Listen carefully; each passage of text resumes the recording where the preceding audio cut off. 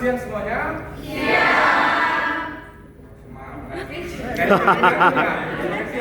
Selamat siang semuanya. Kenalkan kami tim Green Impact pada siang ini akan mempresentasikan tentang VSM dan Yamazumi Board. Tapi sebelum masuk ke presentasi kami, alangkah baiknya kita perkenalan dulu. Pertama, perkenalkan saya Sebastian selaku leader hari ini. Selanjutnya ada teman kami Tri. Hai semuanya. Selanjutnya ada Sarwa. Halo. Selanjutnya ada Azifa. Selamat siang semuanya. Selanjutnya ada Evo. Halo semua. Selanjutnya ada Mas Rumanto. Halo. Last but not least, kami punya Double Vicky.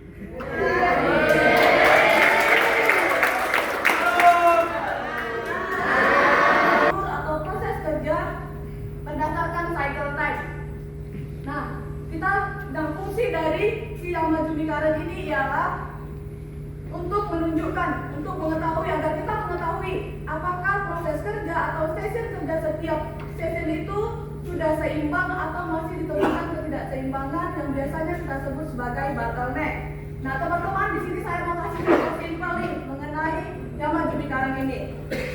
Ibaratkan dalam satu supermarket terdapat 4 kasir. 3 orang kasir ini melayani hanya 2 sampai 3 pelanggan saja. Sementara kasir yang satunya lagi ini melayani sampai dengan 10 pelanggan. Akibatnya apa?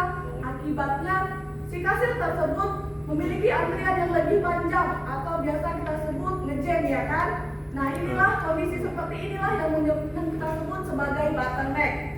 Kita kilas balik ya teman-teman kepada simulasi pesawat kertas yang telah kami lakukan. Dari simulasi tersebut kami memvisualisasikan ke dalam Yamazumi Current. Dapat teman-teman lihat bahwa dari Yamazumi Current kami ini kami memiliki tarikan yaitu 12 second. Sementara session 30 itu memiliki cycle time yang lebih lama dari session-session yang lainnya. Itulah yang membuat si session 30 ini menjadi bottleneck kami. Nah, kami ingin mengimprove nih bagaimana caranya supaya setiap session ini menjadi balance atau seimbang. Itulah kami akan membuat kaizen. Namun sebelum sampai ke kaizen tersebut, kami harus kalkulasikan dulu apakah data-datanya ini sudah sesuai, sudah benar atau sudah tepat. Nanti ini akan dijelaskan di dalam data box. Satu poin pembelajaran yang boleh saya dapatkan selama mengikuti training TLGL Web 55 ini yaitu mengenai presentation skill atau skill dalam berpresentasi. Salah satunya yaitu vokal yang jelas. Ketika kita menyampaikan dengan vokal yang tidak jelas, maka audiens atau orang lain tidak akan mendapat informasi yang ingin kita sampaikan.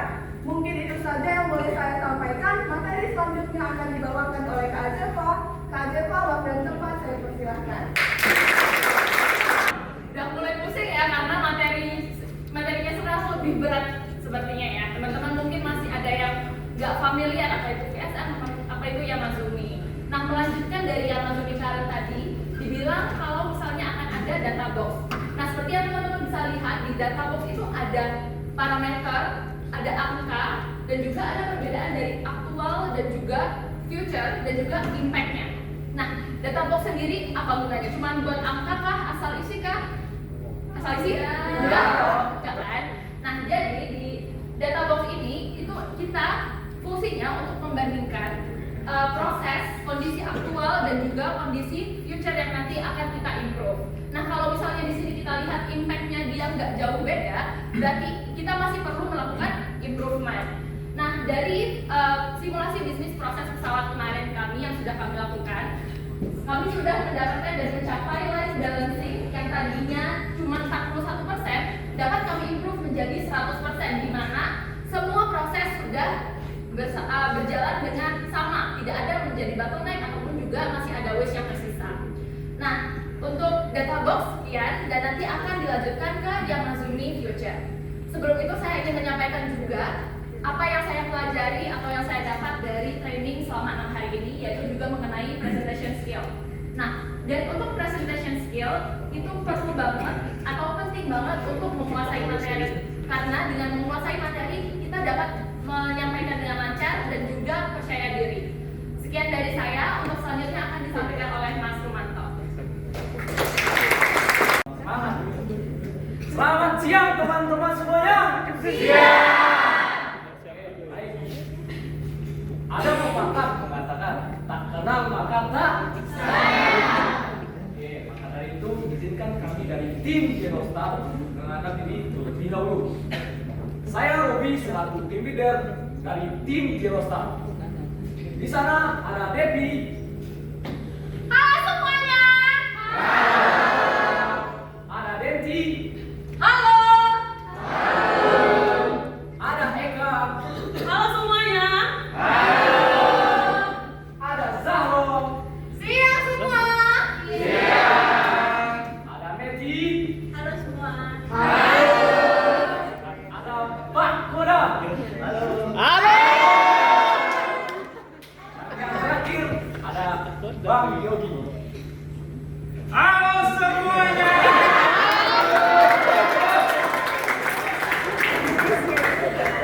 Saya akan menyampaikan bagian demo kami, yaitu Rule and Responsibility Table. Apa sih itu Rule and Responsibility Table? Di sini saya akan menjelaskan. Itu sebagai membentuk peran dan tanggung jawab tiap member dalam sebuah tim. Kenapa ini penting? Kalian nggak tahu kan kenapa ini penting? Karena nggak mungkin dalam satu tim itu perannya cuma leader aja, keeper terus, notulen terus. Nanti kelahi orang itu kalau satu peran aja yang mereka bikin. Makanya kami di sini di tim kami bikin dari hari pertama training sampai hari ke-6 kami membagi tugas masing-masing. Di mana warna hijau sebagai tim leader, kuning sebagai timekeeper, pink sebagai notulen, dan biru sebagai tim member. Di sini bisa kita lihat di table kami rule and responsibility kami. Di hari pertama kami mempunyai rata-rata nilai 66%, di hari kedua 77%. Jadi kita dapat menyimpulkan bahwa rule and responsibility table ini adalah Semuanya di sini saya akan menjelaskan mengenai KPI tracking. Tapi sebelum lebih lanjut, saya ingin mention sedikit mengenai role kita di sini di Philips, yaitu untuk memenuhi target perusahaan. Tentunya untuk memenuhi target kita harus men-track semua step by step dari kinerja kita. Bagaimana caranya? Dengan cara memonitor KPI kita. Apa itu KPI? KPI adalah Key Performance Indicator, yang mana nantinya akan dimonitor satu dengan satu lainnya supaya semuanya jelas. Jadi fungsi dari KPI tracking adalah untuk memonitor seluruh kinerja tim. Itu adalah salah satu tools yang sangat berfungsi di production. Karena tentunya tas-tas kita sebagai pekerja itu sangatlah banyak dan kita perlu memonitoring semua apa yang telah kita lakukan. Salah satu contoh implementasinya adalah di TLJL ini kami membuat KPI tracking dari hari pertama hingga hari kelima. Di sini terlihat di dashboard dari hari pertama sampai hari kelima kita menyelesaikan semua tracking kita, KPI kita, yaitu apa saja KPI kita. Yang pertama adalah Kaizen, yang kedua adalah Nirmis, yang ketiga adalah one point lesson, dan yang terakhir adalah Q&A. Itu adalah yang bisa saya jelaskan mengenai materi KPI tracking. Dan untuk one point lesson yang saya dapatkan di LGL training ini adalah mengenai PSM. Mengapa saya mengambil topik PSM ini? PSM ini sangat berguna bagi kita semua, bukan hanya operator tapi juga LT dan juga engineer, karena ini lebih ke arah memetakan aliran proses. Dan saya memiliki satu quotes yang mungkin bisa dikutip dari pembelajaran PSM ini, yaitu improve the process, not improve the people. Jadi kita harus mengimprove prosesnya, bukan hanya orangnya saja, seperti itu. Terima kasih dan Tiga jiwa kalian. ini yang kami bukan, ini jiwa kami bukan. Respect. Respect.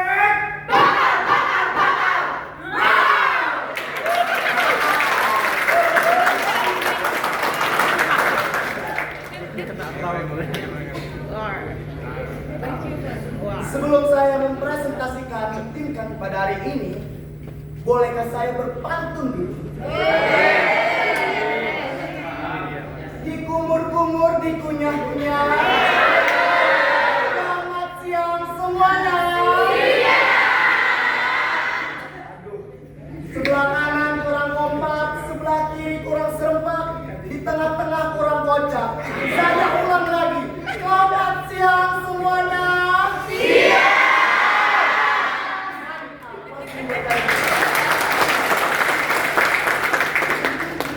Perkenalkan, nama saya Yusuf sebagai team leader. Bersama tim Respect ada Egi, Halo. ada Ayu, Hai. ada Marta, ada Hedi, Halo. ada Nur, Halo semuanya. dan Reva. Hai. Sebelum masuk ke presentasi, saya mau bertanya kepada para audiens semua. Menurut Anda, apa penyebab utama ketika suatu produksi tidak mencapai target? Apa dari masalah operatornya, mesin yang bermasalah, atau justru ada sesuatu di balik alur proses itu sendiri? Nah, pada saat training, kami sudah melakukan simulasi sederhana, yaitu pesawat kertas. Dari data ini, kami memperoleh dan memvisualisasikannya menjadi dua tools, yaitu board VSM dan Yamazuni. Dalam VSM ini, kita akan melihat bagaimana gambaran menyeluruh arus aliran dari awal hingga akhir. Sehingga kita bisa tahu nih teman-teman, di mana letak value added, non value added, ataupun waste di dalamnya. Dan yang kedua, Yamazuni. Kita bisa tahu beban setiap proses pada station tersebut. Dari dua metode ini, kami akan mengajak teman-teman semua bagaimana hasil simulasi ini bisa melihat dan juga menemukan perbaikan serta pengurangan waste melalui prinsip thinking. Are you ready, guys? Oke, untuk Egi, tempat dan waktu saya persilahkan. Ini saya akan menjelaskan tentang VSM current, di mana tujuan VSM current ini aliran atau mapping yang menunjukkan aliran proses yang nantinya apakah ada pemborosan waste yang kita temukan dalam VSM current ini. Pada day pertama kita itu sudah melakukan bisnis pesawat terbang. Jadi kemarin kita belum bisa memenuhi demand customer dikarenakan lift time kita itu terlalu tinggi sehingga kita tidak bisa mengirimkan 15 pesawat kepada customer. Nah, ada pun kajian-kajian baru yang kita lakukan atau yang kita temukan yang nantinya akan diimplementasikan juga VSM Future. Di sini saya akan menjelaskan mengenai Yamazuni current. Sebelumnya saya mau bertanya dulu nih sama teman-teman semua. Ketika teman-teman mendengar kata Yamazuni, menurut teman-teman kata tersebut berasal dari kata apa?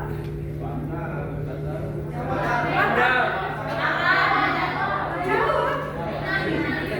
Cina. Bahasa Arab. Belum ada yang tepat ya teman-teman. Yamazuni berasal dari bahasa Jepang. Yang mana Yama artinya dan Zuni artinya penumpukan. Negaranya Miap. Jadi secara filosofi, Yamazuni ini adalah penumpukan beban kerja oleh setiap operator di setiap workstation. Nah, untuk Yamazuni current sendiri, ini adalah kondisi visualisasi aktual dari beban kerja tiap operator berdasarkan proses time yang dikelompokkan menjadi beberapa aktivitas, yaitu ada aktivitas value added, non value added, dan necessary non value added. Nah, sebagai contoh dari Yamazuni current sendiri, kita kemarin telah mensimulasikan bisnis pesawat terbang. Ketika kita flashback ke materi VSM current itu sendiri, kita dapat tahu ya di mana bottleneck-nya, yaitu di station 30. Dan ketika kita membuat Yamazuni-nya, kita bisa melihat nih, ada di sebelah kiri saya, itu beban kerjanya sangat tinggi dan sangat signifikan. berikan ya teman-teman. Dan itu sudah lebih dari 10 time.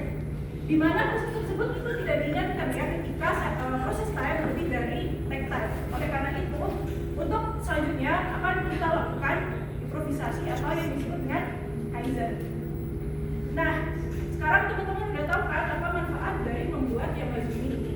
Yaitu kita dapat mengidentifikasi di mana bottleneck, apa saja beban kerja yang tidak seimbang, dan juga apa saja nilai-nilai yang tidak, apa saja proses-proses yang tidak menambah nilai. Oke, sekian mengenai Yamazumi Current ini. Satu poin pembelajaran yang saya dapatkan dari tiap training ini adalah tentang ergonomi. Yang mana ergonomi ini sangat bermanfaat bagi pekerjaan saya untuk merancang proses yang aman dan sesuai dengan